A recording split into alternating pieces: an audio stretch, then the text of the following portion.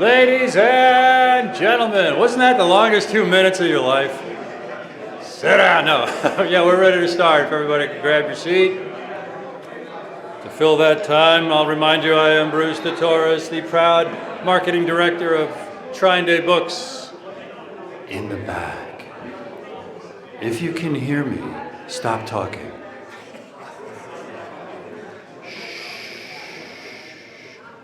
And they all said, "Hi, Bruce."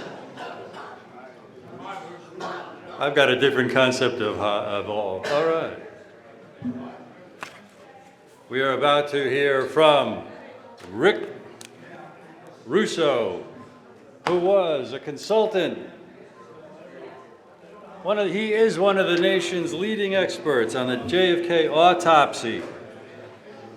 And Rick was a key consultant to the documentary series, The Men Who Killed Kennedy. He is joining us by Zoom with his partner, his friend, Jeff Crudele, one of the most popular podcasters on the assassination. His show is called JFK, The Enduring Secret, available on all the usual podcast platforms, and also there's a video iteration on YouTube.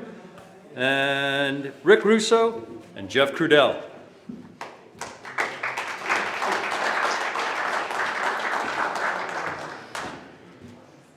Hi, good afternoon. I'm just sitting here thinking it's really a tough thing to go after Ed Tatro, I'll tell you that.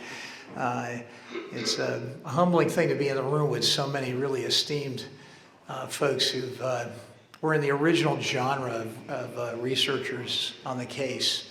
I'm a Johnny-come-lately at best. But my name is Jeff Crudele. I am the creator and the host of JFK, The Enduring Secret, which, as you heard, is a podcast on the JFK assassination. And and I'm here today. I'm actually standing here on stage today because Rick Russo is not standing on stage today. Rick doesn't like airplanes, and so as a result, he's back home in Massachusetts. Rick, are you on? I want to make sure that we can hear you because you are the main attraction today in this presentation. Good evening, everyone. Can you hear me all right? All right. Well, first of all, I think you're going to hear an extraordinary tale today. I say tale. I use that loosely. An extraordinary discussion today about an extraordinary circumstance associated with the autopsy. And before I get into that, before we get into the details of that, I want to give you a little bit of the background, why it is that Rick and I are doing this together, and how this came to be. And I'll shamelessly do the plug for my podcast, as you might expect. About 4 years ago, I made the decision. First of all, I'm not a researcher. I don't consider myself to be a researcher. I consider myself to be a storyteller. And I'm like many of you, I got very interested in the whole concept of the JFK assassination after watching the JFK movie. I'm 63 years old. I retired 4 years ago.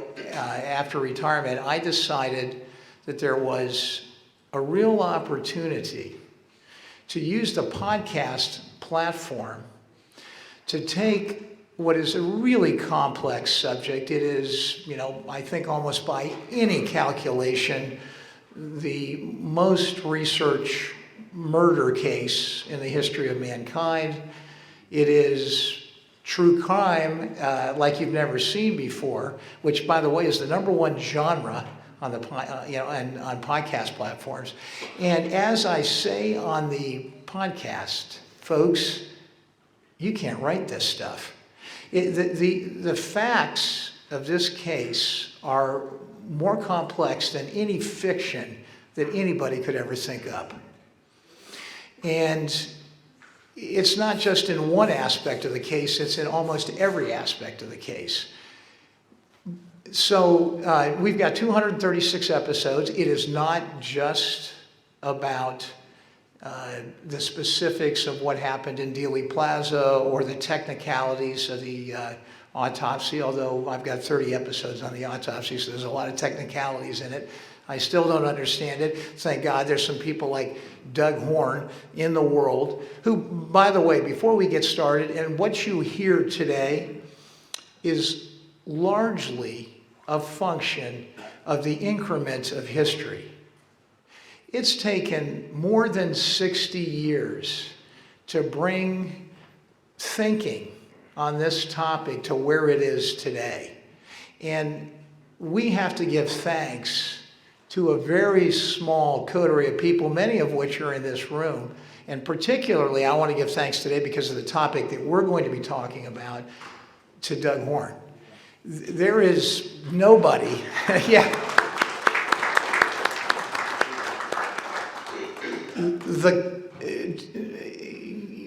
I don't know how to, it's hard to say this. None of us, very few of us, have ever been in a position like Doug was in, or to be in a governmental organization that was doing an investigation. The politics, the pressures, the courage it takes to move things forward. And it's been done by many people in many venues, and it's taken a long time to do.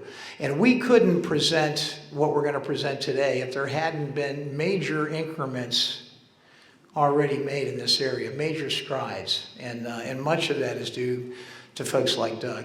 And whether you believe what you hear today or you don't, you'll be stimulated in what you hear. And I think it's based on very solid factual evidence. There is some supposition in it, but we'll wait till we get to the details. I want to say a couple things about the podcast because I couldn't get up here without doing that. We have 236 episodes. We probably will have 400 or 500 when we're all done. It is not just about the details. Contextually, the JFK assassination is not just about the death of the president, as we know.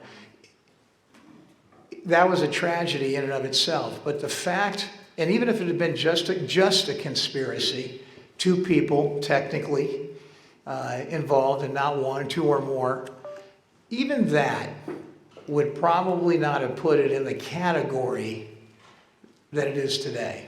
And in the current political circumstances under which we operate, the relevance of all of the things that we have all learned about this and the times that spawned all this, they say history doesn't repeat itself, but it rhymes.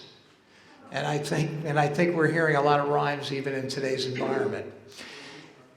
We did, I was really glad to hear David talk about the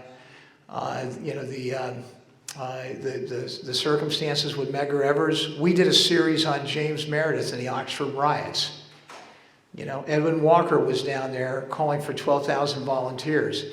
Many people don't know that if you exclude the Civil War, there has never been a larger calling up of military and other police personnel in one place in the United States up to that time. It was over 30,000 troops in the official record that were called up in the Oxford riots. And, all of that has context. It never could have happened. It was a crescendo period of time. And it so permeated every aspect of how things particularly occurred in the South that we tend to forget that when we get into all the details of the autopsy and all the details of Dealey Plaza and all of the other aspects of this case. So I would just encourage you, I hope you, if you haven't, I don't know, has anybody listened to the podcast? I hope a few people have. Yeah, just a few. I really hope you'll get a chance to subscribe to it. It's free. It's not you don't have to pay to get on it. It's on all the major ones. Let me just back up for a second and talk about how Rick and I got involved. About 2 years into the podcast, I did an episode on William Bruce Pitzer and Dan Marvin, which most of you would know, I think, in the room. And it's an amazing story. And it has obviously a connection to the story of the autopsy. and it's really involved in the story that you'll hear today.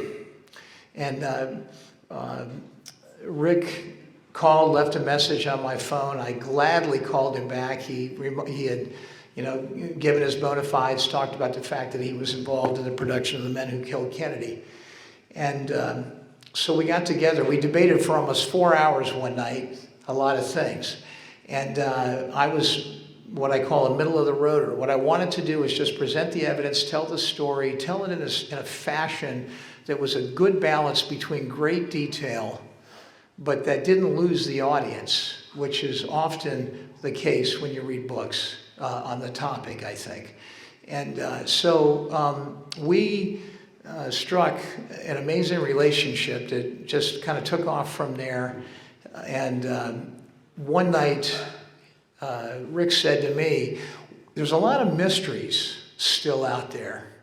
I mean, the title of your podcast is JFK, The Enduring Secret. So maybe the enduring secret is we'll never know exactly who pulled the trigger. We'll never know exactly what discussions were had to launch this whole thing.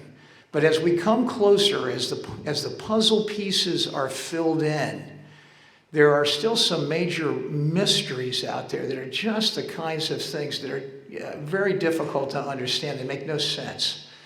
And Rick had a list. He made a list of 12 of them. And we said, well, why don't we, we're only in the audio medium, which is where the podcast is at. Why don't we do some videos and interview some of the original witnesses or the witnesses that that Rick came into contact with as a result of his travels in the last 2 or 3 decades of time.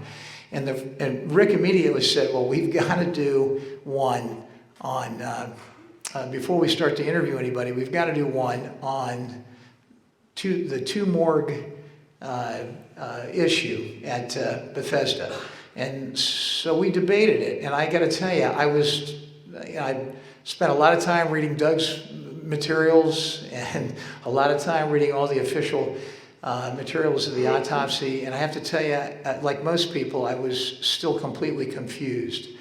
And it took some time, but after a lot of going over this analytically, we came to a set of storytells about this that I think will be very helpful for you. We put together a video. We have a concomitant channel. It doesn't have very much on it. It's called JFK, The Enduring Secret, but it's a video called The Mystery of Bethesda.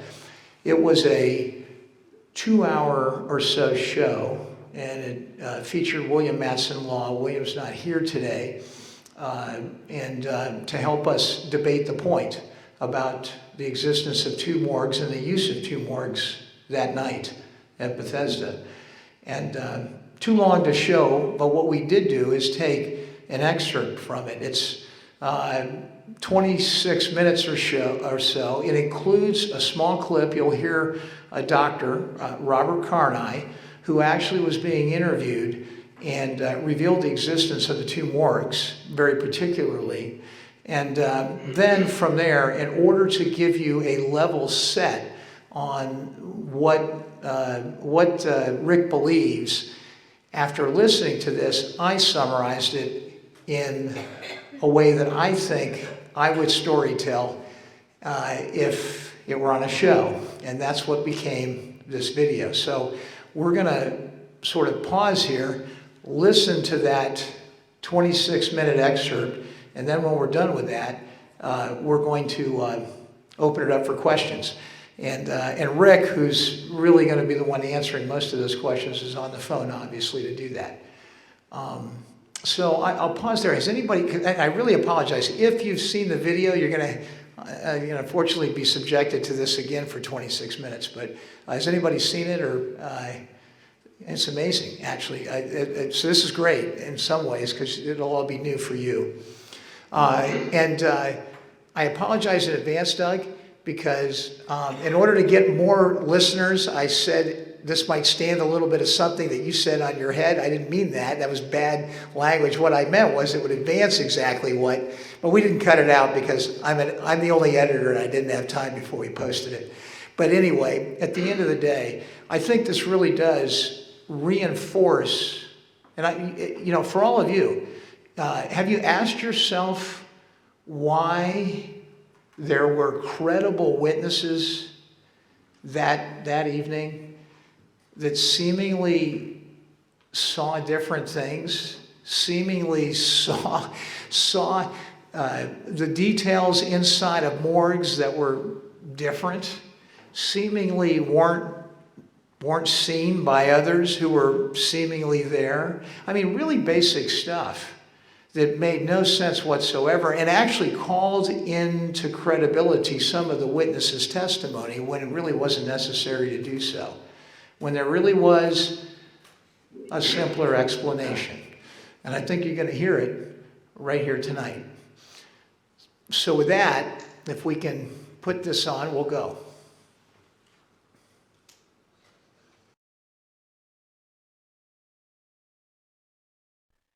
Hello, everyone, and welcome back to Mysteries of the Enduring Secret. In our JFK Enduring Secret podcast preview, I thought Rick Russo did a great job laying out what he believes happened at Bethesda. But of course, it's quite different than the official story. And to quote Rick, and it also turns research done by David Lifton and Doug Horn and others a bit on its head as well. And he does that with the introduction of his finding that two different morgues actually existed at Bethesda in 1963, and all that flows from such a revelation.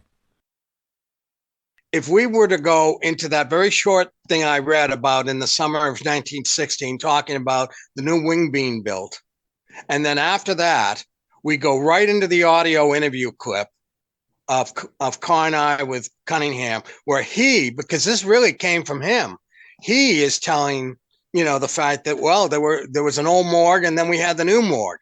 And then after that audio clip, then we just present the simple question. Well, what does all this mean in the scheme of things? Yeah. That there were two morgues. Could they have been used? Could both of them been used that night or whatever? And then the discussion is off and running. How does the knowledge of the fact that there were in fact two morgues at Bethesda, fit into everything we think or we thought we knew up to this point? Can you remember, if you want me to explain this question, I can you remember where the naval barbershop was at the hospital? The naval barbershop at the hospital. Let's see. I'm trying to remember now. That's going back a ways. Last time you got your haircut wasn't 33 years ago. No, because the thing is, the barbershop at one time was right directly across from the old morgue. And then when the assassination occurred, wasn't that the new morgue? Well, it was it was the new morgue in the new wing, Building 8 at that time. And I think God, where was the barbershop? I think it was across from where the old morgue was, and of course, they brought supplies and so forth into that area after they took away that, built the new morgue. And that's where the Navy Exchange was too, right on that same level, which was the basically the lower level of the main building. Would that have been above the morgue, or is that a separate building? Separate building. I mean, the new morgue was in Building 8, which is a wing, if you're facing the building, off to the right-hand side. And the old morgue was basically in the connecting portion from the tower back to Building 8. I presented you tonight with a whole buffet. And in essence, what we're really going to do for this podcast is start the meal off with the dessert. And then we just talk about the ramifications of the fact that now all of a sudden we're finding out from Dr. Carney in this hidden interview or old interview or whatever, that there are in fact two morgues, which may explain a lot of what we thought we knew. We've asked a famed author, William Law, to discuss this with us in today's podcast episode. You see, in 1960, a new hospital tower was built at Bethesda, which contained a new morgue. The existence of these two morgues, the old one and the new one, and the picture that Rick paints about how things were conducted that night as a result, it really does seem to be the answer to many things previously unexplained, things that did not previously make any sense. Different sets of witnesses, all purportedly in attendance at the morgue, but for some reason describing different circumstances or different physical surroundings. Well, now all of these incongruent things now seemingly fit into the puzzle, at least many of them for sure. One thing that listeners and viewers of the podcast preview episode and this related YouTube video should know, that the podcast preview episode grew out of a rather long and very informal 3-hour conversation that Rick and I were having. That whole conversation, at least as it started out, was not initially meant to be part of a primetime presentation. But Rick's off-the-cuff articulation of things was so astonishing to me in that one conversation, and the fact that we had actually recorded it, well, I just had to turn it into the preview episode.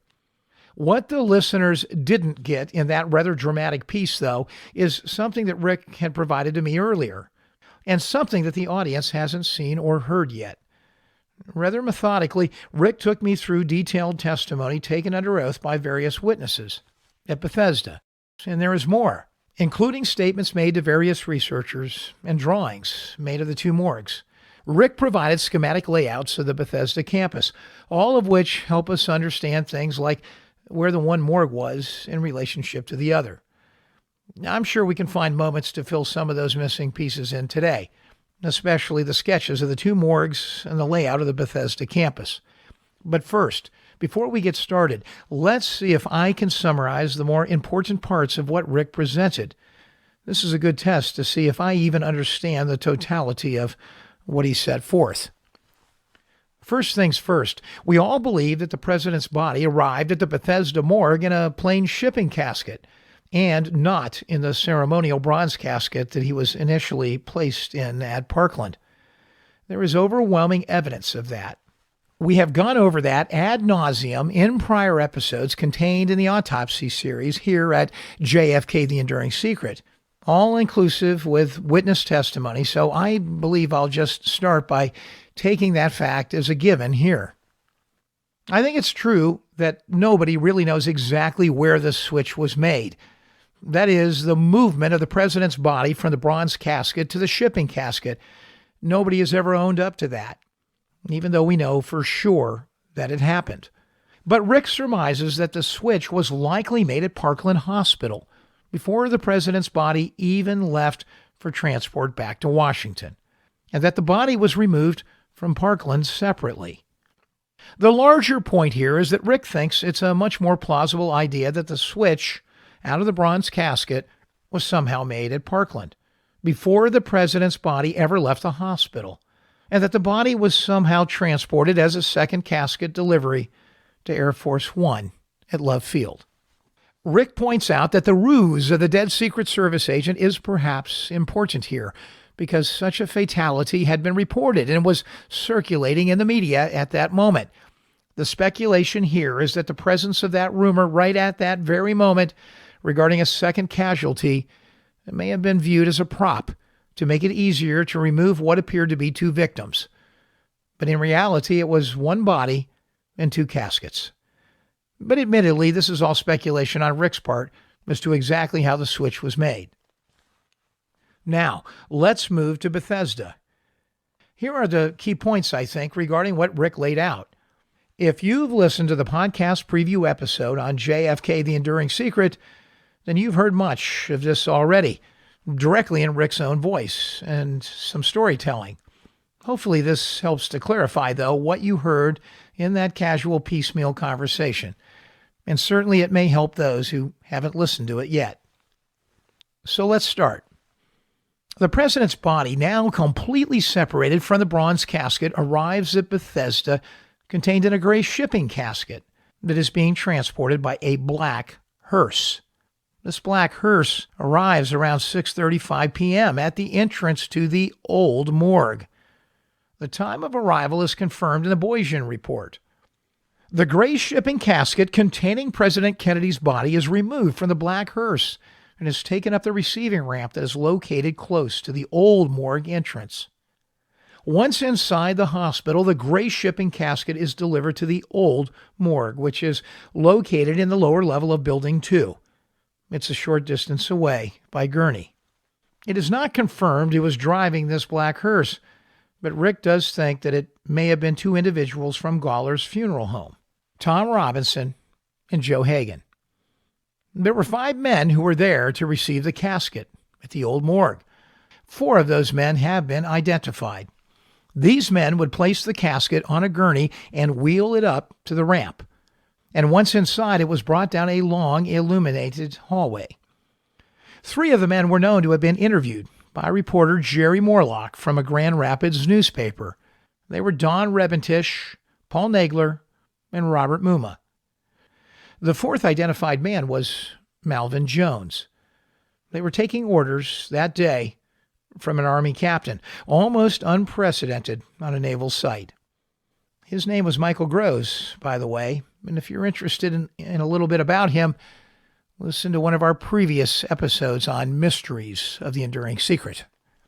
This process of offloading the casket, bringing it inside, and removing the president's body was done quickly, and as soon as the president's body was removed from the gray shipping casket, the empty shipping casket itself was then taken back outside of the old morgue, loaded back into the rear of that same black hearse, a 58 Chevy, by the way.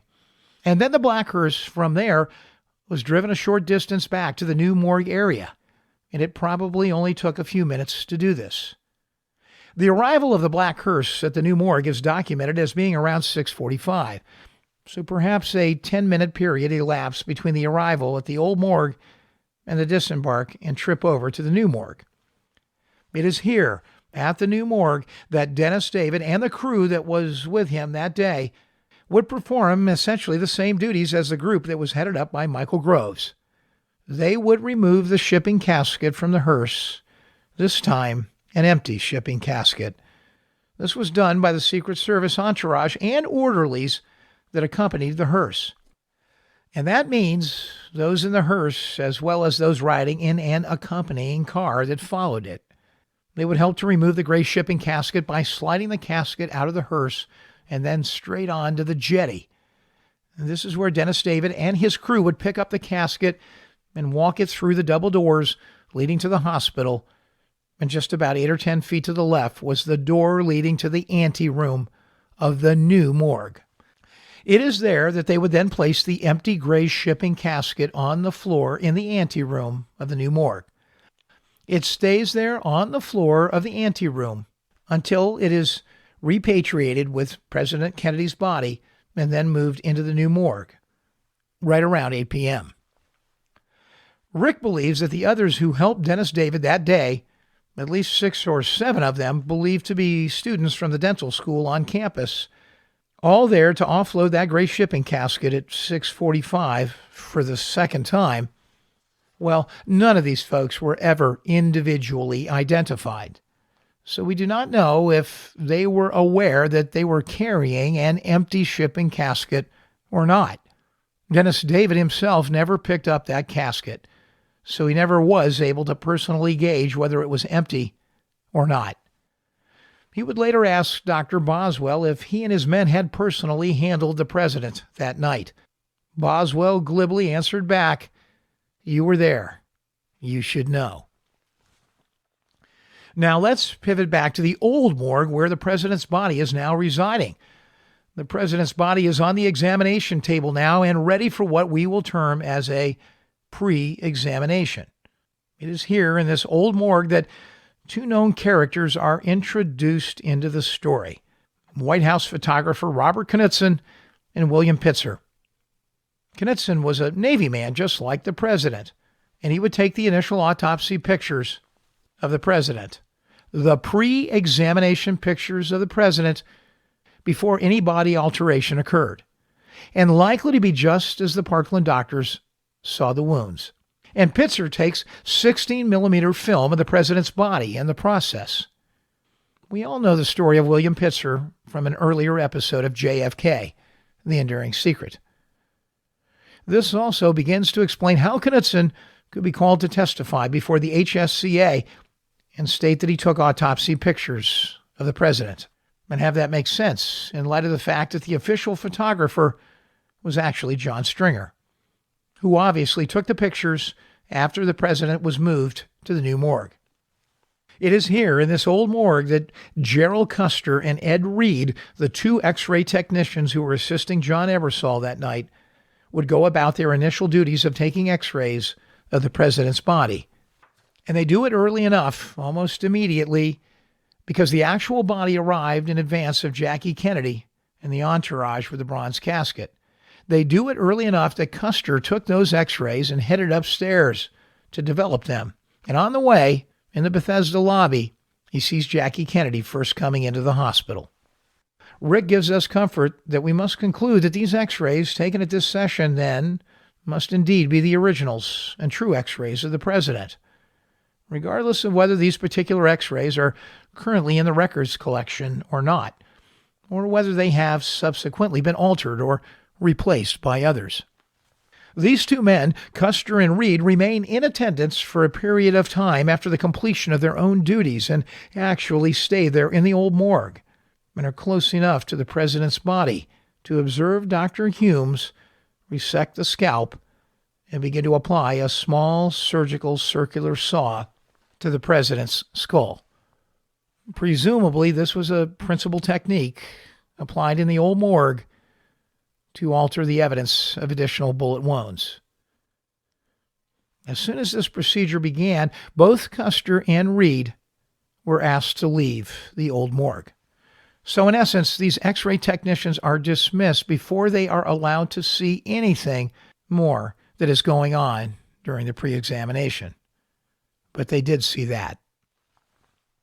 There is testimonial evidence that during the old morgue pre-examination, according to Robert Knudsen in his HSCA testimony, a probe was inserted from the front of the neck and run completely through the back of the neck to show the direction and the trajectory of a bullet that went through and through the president's body. A bullet that entered from his front.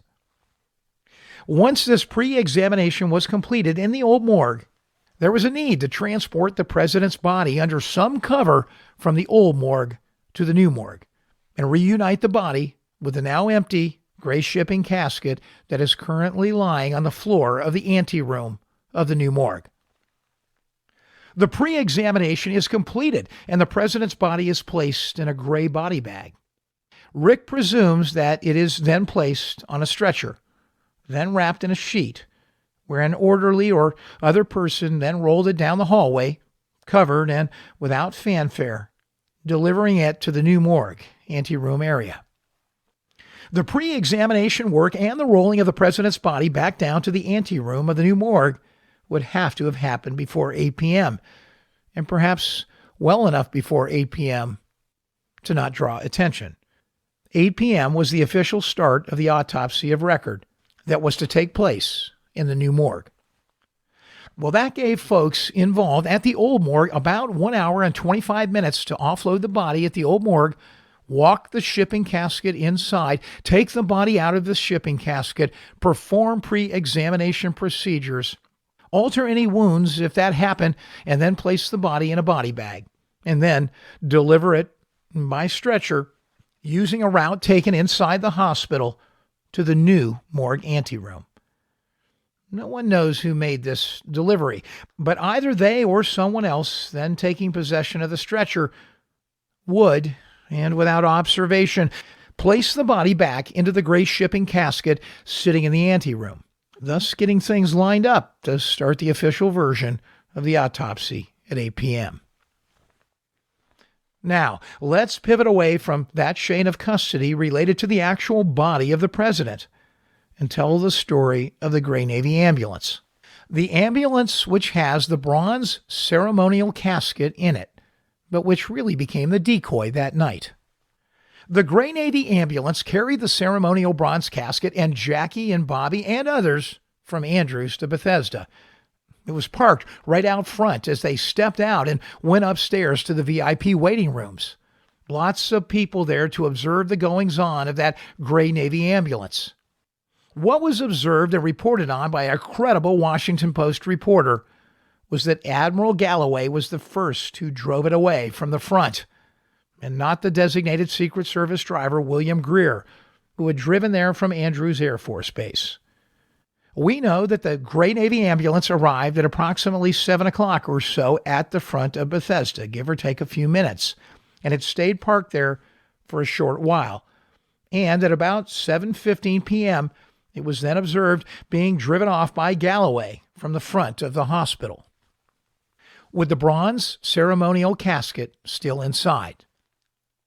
The Honor Guard had primary responsibility that night for the physical transport under military protocols, and they were waiting to follow the ambulance around from the front of the hospital where it was initially parked to the back of the hospital where the morgue entrance was, in order to actually take the bronze casket out and into the morgue. But they were startled because that Gray Navy ambulance had just taken off without instructions to follow. So all the men of the Honor Guard jumped into a truck and began a sort of impromptu high-speed pursuit to catch up with the Gray Navy ambulance. By the time they all got into the vehicle and began to follow, the Gray Navy ambulance had been lost. Was it still somewhere on campus? Where was it? The Honor Guard would hunt for it for the next 30 to 40 minutes or so. Hard to believe, you say, that they could lose an ambulance? Yes, but it was dark, and they did. And these antics are all well documented in the interviews obtained by David Lifton, and you'll hear more about them today when we discuss them with our guest. Where did it go, and why did Galloway drive it? Well, Rick believes that the Gray Navy ambulance ended up at a building that was around the corner from the old morgue, not far away, perhaps within 100 yards or so. It was a facility entitled NAMRI, or Naval Medical Research Institute, a facility where they did experiments on large animals and where also biowarfare research was conducted. How did this theory come about? Well, Rick is fairly certain that certain pictures were taken at NAMRI. It turns out that a few pictures, those that were essentially smuggled out as a result of the Secret Service photographer James Fox and the transfer of those pictures to researcher Matt Crouch. Well, later those pictures were identified as having been taken at NAMRI. But how could that be so, since the autopsy did not take place there? Well, there are pictures from this bootleg collection that contain two background objects found in those pictures, two objects that are distinctly different than anything found at the new morgue or the old morgue. The first is a headrest on the examination table.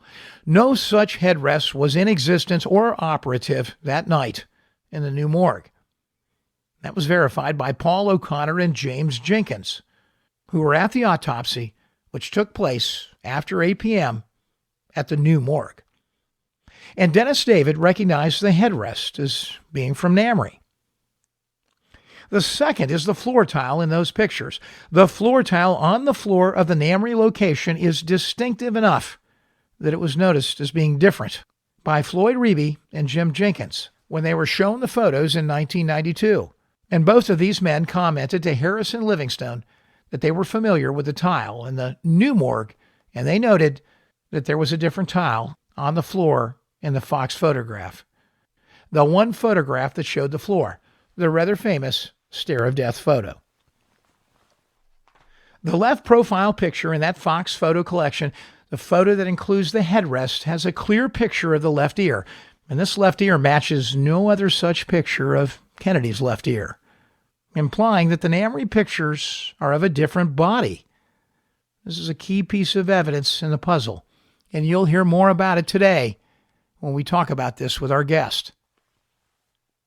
As I said, Rick also believes that these pictures I am referring to were likely taken by the Secret Service photographer James Fox, that Fox both took and developed these pictures himself.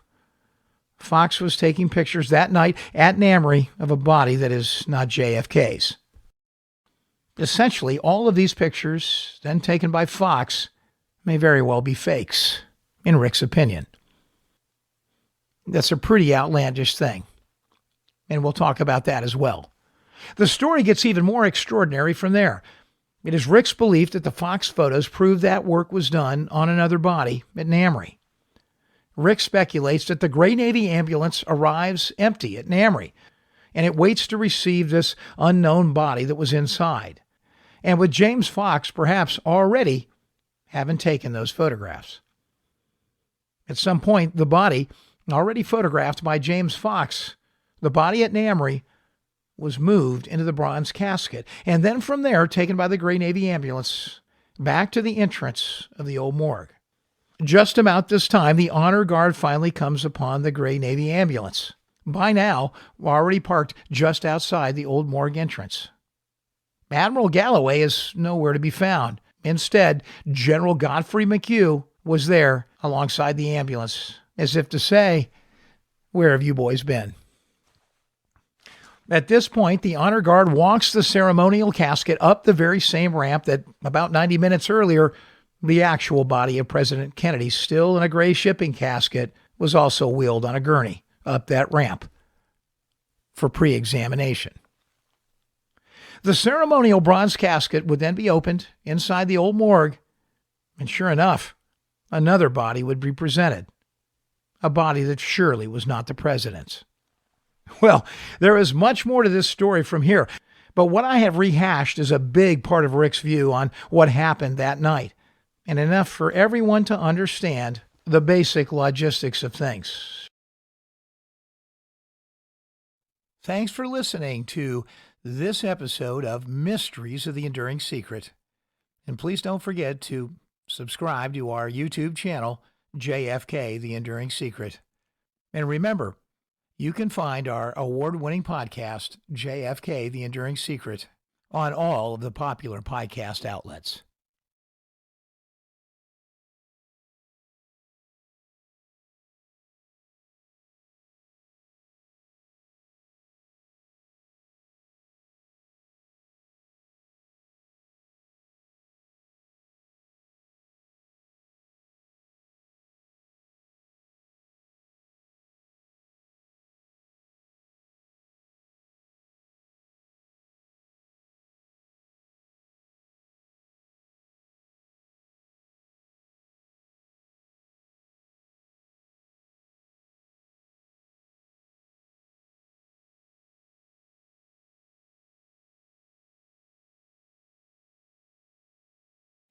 Pretty outrageous, right? Yeah, maybe not so. I know everyone's probably dying to hear from Doug.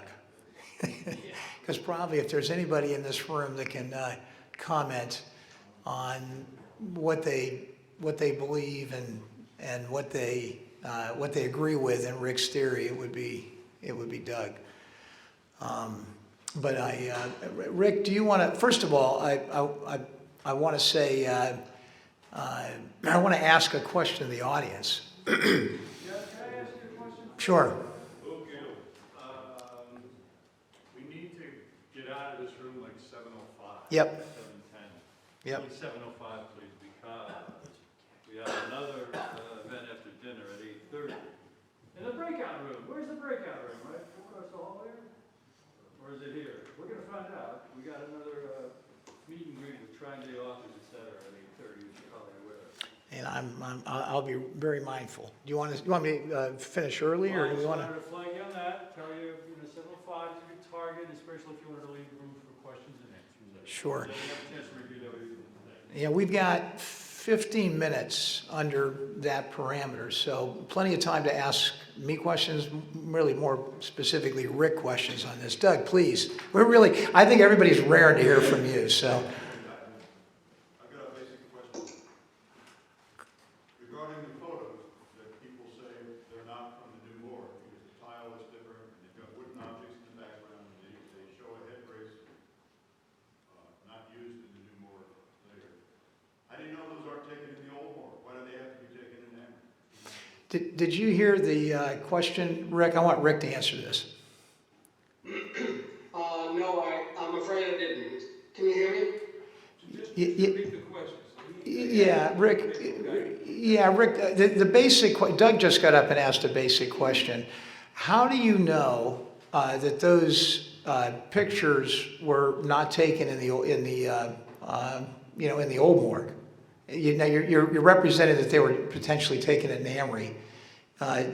Differentiate, be specific as to why you think they were taken there and why you don't think they were taken in the old morgue. Did I get that right? Yeah. Well, first of all, it stems from the fact that in 1992, when I gathered a number of these men together in Pittsburgh who were at Bethesda that night, and they looked at these photographs, and none of them remembered that metal headrest on that table. But all of a sudden, out of nowhere, Dennis David pipes up and says, "That looks like the table at Namry." So Dennis David was the only person I think that we ever found that had actually been in that room at Namry and had seen that table. And, yes, of course, there's a possibility that all of that could have existed at the old morgue as opposed to the new morgue that Jenkins and O'Connor were in, where they knew for a fact that that headrest and floor tile and everything else didn't exist. But a few years ago, photos surfaced of the autopsy of someone who it was also autopsied on that same table, in that same room, with that same floor tile, and that same phone on the wall. And that man was William Bruce Pitzer. And that autopsy was photographed by John Stringer, as he told you, and Jeremy Gunn, when you interviewed Stringer, that he was the one that photographed, Pitzer's autopsy.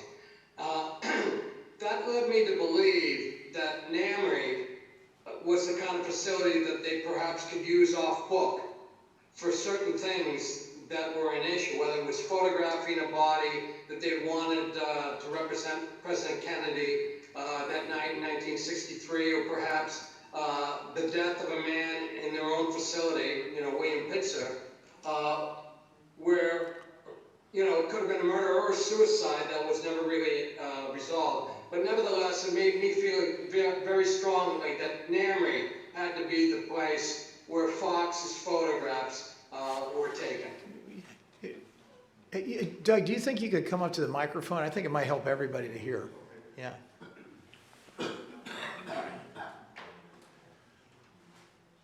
Hello, Rick, can you hear me? Rick? Rick Russo, can you hear me? Okay, this is Doug Horning, and I've got another question, and the question is, first of all, the information about the old morgue is tremendously important, and it's fascinating to hear. It's totally believable that there were two morgues, and I believe that. That's very important information. But my second question is, to start with this fact. And the fact is that the House Select Committee had forensic anthropologists examine the photographs of Kennedy in the autopsy photo. And they said that that was John F. Kennedy by examining the ears and the folds on his neck and other facial features. So I've heard a contention in the video I just watched that that's a different body. It's not the body of Jack Kennedy with the head and the head brace. Do you have a forensic anthropologist that says that, or is that just the idea of some researcher? Yeah, I think, Rick, you want to talk about this is a simple comparison of a commonly found picture of his ear that's out there, and a picture, the autopsy picture that's commonly circulated. Rick, do you want to talk about the origins of where you got those and how you came to that conclusion, and any other relevant? What are we talking about, the left profile? Yeah, I think so. I think that's what Doug's talking about, because, we put up a comparative picture, 2 ears, and based on those comparisons, which you can clearly see, I mean, if you look at those 2 pictures, assuming that was a simple thing to do, they don't look anything like each other. So, but the reality is that you're up against a fact that Doug just pointed out, that people of pedigree have looked at it through the HSCA analysis and said, in fact, it was the body, or the pictures were of his body. So, and obviously there was no forensic a forensically trained individual who made that conclusion. But I think, Rick, why don't you talk a little bit about where you came to that, or how you came to that conclusion? Well, I mean, just by simple comparison, the photo on the left is Kennedy's, left ear, taken from that morning when he was addressing that breakfast in Fort Worth. And I just inverted Kennedy's head to align with the photograph, that profile in the Fox photograph. I can't speak to the way that the HSCA handled their photographic analysis. In fact, I think Doug would agree with this, that those two groups, the medical panel and the photographic panel, were kept separate, almost sequestered, if you may, and one did not know what the other knew as far as the nature of the wounds or anything else. So they couldn't really tell us the importance of the context of what we're actually seeing in any of these photographs. But I'll go a step further, and Doug may not agree with me on this. I don't believe any photograph that's in the official deed of gift at the National Archives that were in the possession of Fox, or the color photos that Robert Groden, was able to remove when he was there. None of those photographs are of President Kennedy. There is one image, the stare death photograph, which I believe was a photographic overlay of Kennedy's face, most likely from the late 50s, and overlaid on whatever body was on the table in that photograph. And if people look at this photograph and they make the assumption that that's President Kennedy from that one stare death photograph, because there's only 3 images that show you any aspect of Kennedy's face whatsoever in a collection of over 50 photographs, which in itself is astounding. But if you take the legitimacy of the stare death photograph and you accept that as being Kennedy's face, and by extension, I think anybody was willing to believe that every other photograph in that collection was also Kennedy. So to me, it was somewhat of a magic trick, if you may. But I have not seen any evidence to establish, in my mind, that any of these autopsy photographs are actually of President Kennedy. And I think one thing that Jeff mentioned, we've got 3 sets of autopsy photographs in play here. You've got the Robert Knudsen photographs taken at the pre-examination. You've got the John Stringer Floyd Gravy photographs taken at the quote-unquote official autopsy. And then you have these photographs that are in the possession of James Fox, which I believe were taken by Fox himself, of a second body that's supposed to be a template or represent the nature of the wounds in which they wanted us to believe the shots were fired from, which were all from behind. And I think that's not only the purpose of the Fox photographs, but also the purpose of having a second body autopsied at the old morgue around the same time that Kennedy's body is being officially autopsied in the new morgue. It was a fluid situation that they were using this second body to ultimately be a template for, again, wounds fired from behind, that they weren't necessarily able to attribute to Kennedy's fault. Again, that's in my opinion. Yeah, you were squinting, Doug. And again, I mean, from a layperson's view of this, assuming these were legitimate photographs that could be compared of the same person and body, there are really distinct differences in those 2 physical pictures. If you'll notice, the cross membership of that part of the ear completely absent in that picture. I mean, assuming they're legitimate, and I'm not suggesting that, there's been any sort of vetting of that other than what Rick has done, they're really not, it's not the same ear. I don't know, call me simple and stupid, that's not the same ear. My final question, and then I need to stop talking and let other people talk. My final question is, what evidence, Rick, is there that the Dallas ceremonial casket in the light gray navy entrance, that it went to the old morgue and not the new morgue? What evidence is, How sure are you about that? That's my last question. Did, Jeff, I couldn't hear that clearly. Can you reiterate yeah, that? yes. What Doug is asking is how sure are you when when the hearse that carried the original ceremonial casket, you know, we describe it as coming back and going to the old morgue. How sure are you that it did not go, or that it went there and it did not go to the new morgue? You know, where it was offloaded with Dennis David and his crew.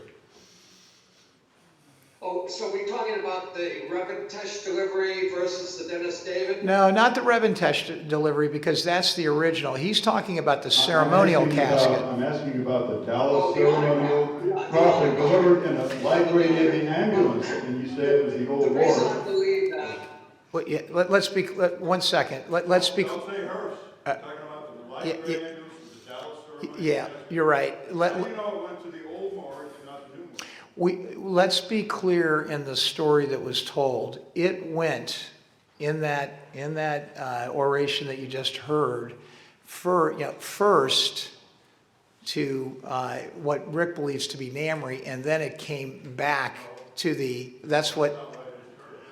I'm talking about the Dallas ceremonial dark bronze casket. You mentioned you're looking for me to it this went moment. to the old morgue. I just want to know how. It did go to the old. It did go to the old morgue. We did. Hold on a second. Let's let Rick answer the question. How do you know it went to the old morgue?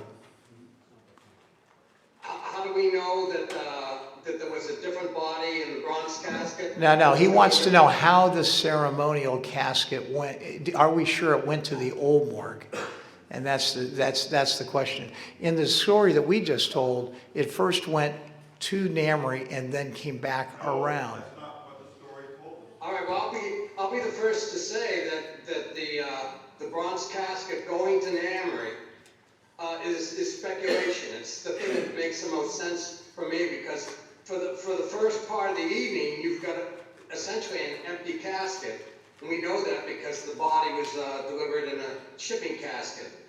So all of a sudden at 8 o'clock, outside of building 4, which led to the annex where the old morgue was, finally the honor guard receives the casket, and, or catches up with the ambulance with the casket in it.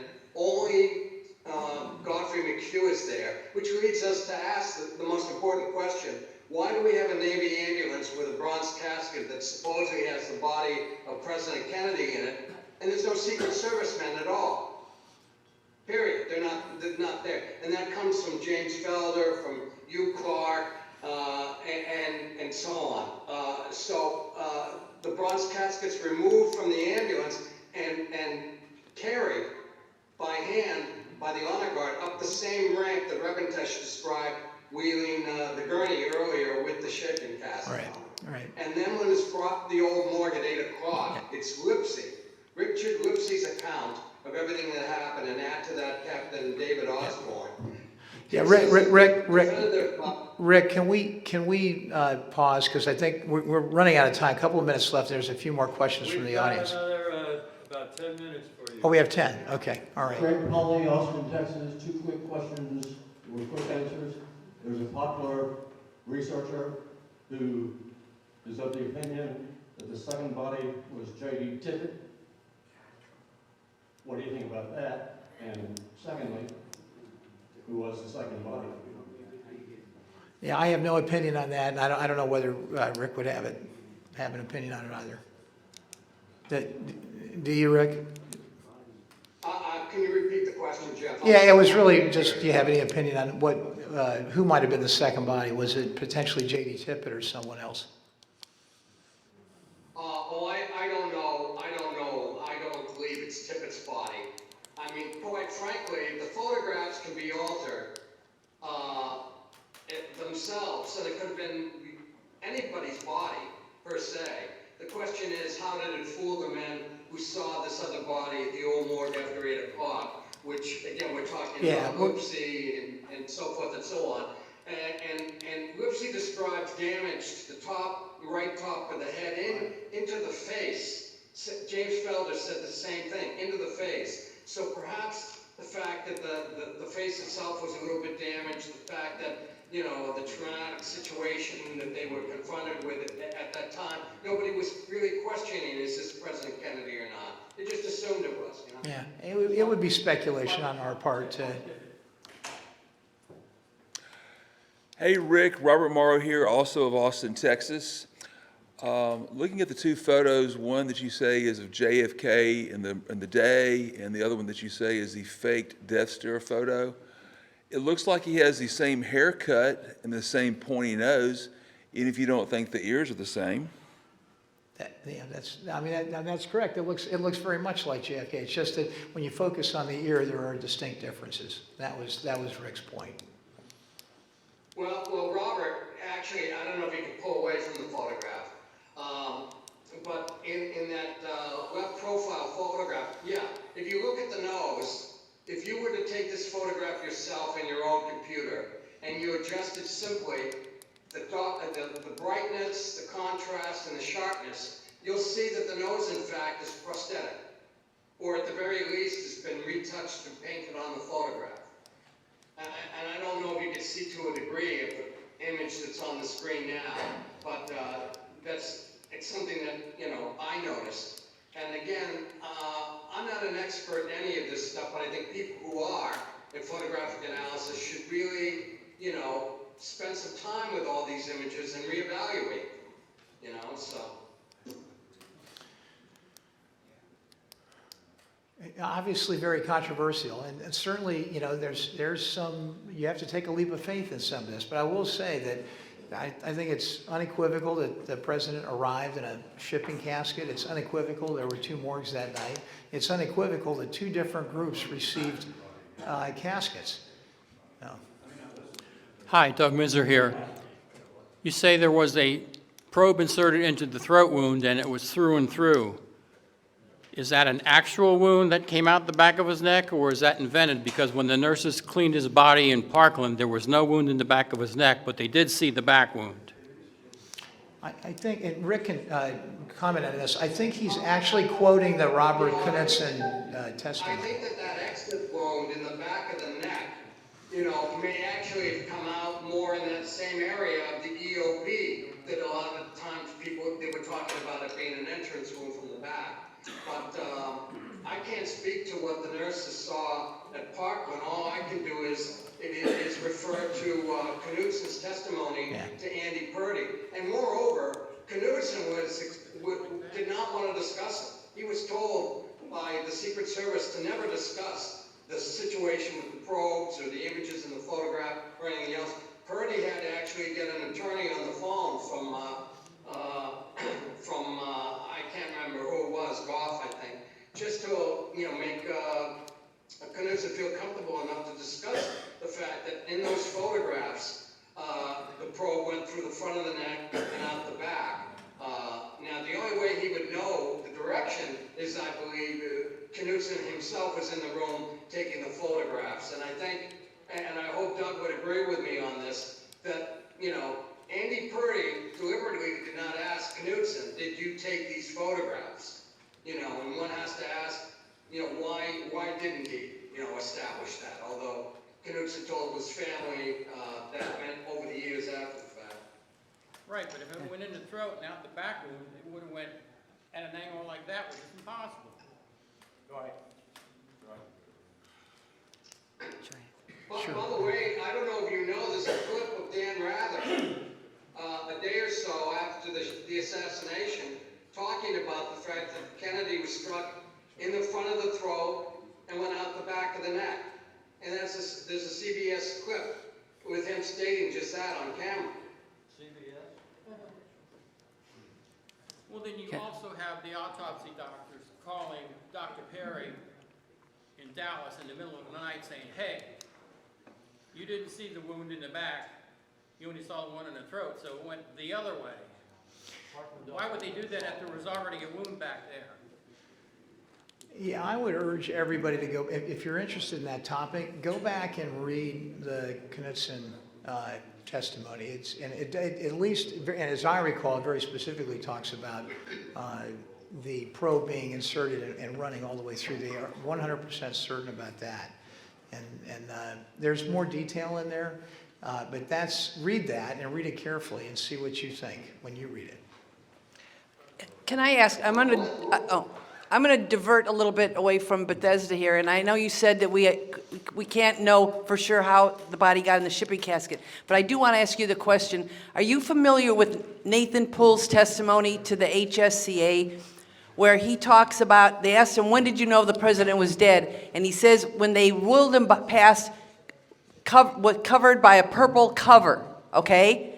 And when they ask him, they start to say, well, there's a purple cover, and then all of a sudden, all you get is a lipstick. There's nothing more to the testimony about that, leaving Bethesda that way. And then they go on to a completely different topic. I found this and it said Tim Fleming in his book, JFK and the End of America, talked about that Nathan Poole and that situation. And I looked it up and I found that HSCA testimony where Nathan Poole is starting to talk about him being wheeled by with this purple cover, and then the House Select Committee goes to a question about the bullet. I was just wondering whether you were familiar with that Nathan Poole testimony. Rick, you want to comment on that? I have heard that story, but I don't know much more than what you've just articulated.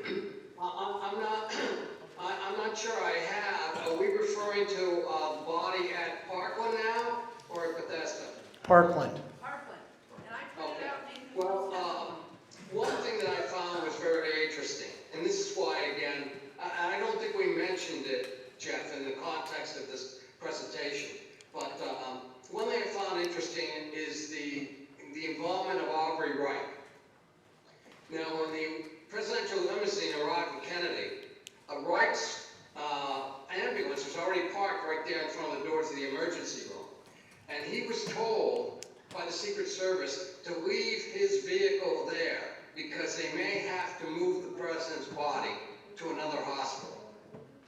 Now, in his testimony to the Warren Commission, I believe, or the FBI, he stated that in essence, he stayed at Parkland until 3 o'clock and then drove directly back to O'Neill's funeral home, when we know that he and others drove right from Parkland Hospital to Love Field, which led me to believe, again, that they were the ones that transferred the president's body, and it could have just been in a body bag. It didn't have to be in a casket necessarily, from Parkland to Love Field.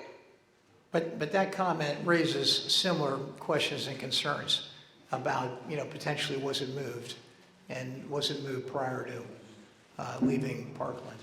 I mean, that's speculation. Obviously, it's entirely speculation because there's no proof of that, but it makes more sense in the story. Jeff, I think we got to thank you. Yep. All right. Thank you much. Thank you again.